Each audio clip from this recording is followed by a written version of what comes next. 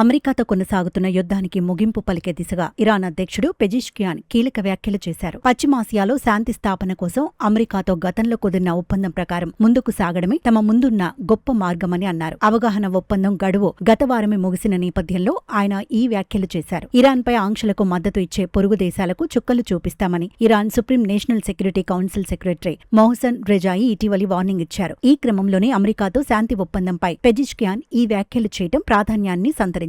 యుద్ధం, ప్రశాంతత రెండూ లేని నేటి స్థితి నుంచి బయటపడేందుకు యుఎస్తో కుదుర్చుకున్న అవగాహన ఒక్కటే తమ ముందున్న మంచి మార్గమని పెజిష్కియాన్ అన్నారు. ఆ ఒప్పందంలోని ఏ ఒక్క అంశం ఇరాన్ను లొంగిపోయినట్టుగా చూపించట్లేదని భరోసా ఇచ్చారు. సుప్రీం లీడర్ ఎంపిక చేసిన విధానాలు, మార్గంలోనే తాము ముందుకు వెళుతున్నామని చెప్పారు. యుద్ధ వాతావరణం కారణంగా ఇరాన్లో విదేశీ పెట్టుబడులు నిలిచిపోయాయని గుర్తు చేశారు. కాగా పశ్చిమాసియాలో యుద్ధాన్ని 60 రోజుల్లోపు కనిపెట్టేలా చర్చలు జరిపేందుకు యుఎస్, ఇరాన్లో గతంలో అవగాహన ఒప్పందం కుదుర్చుకున్నాయి. ఆ తర్వాత పరస్పర ఆరోపణలు చేసుకుంటూ ఒప్పందాన్ని పక్కన పెట్టేశాయి.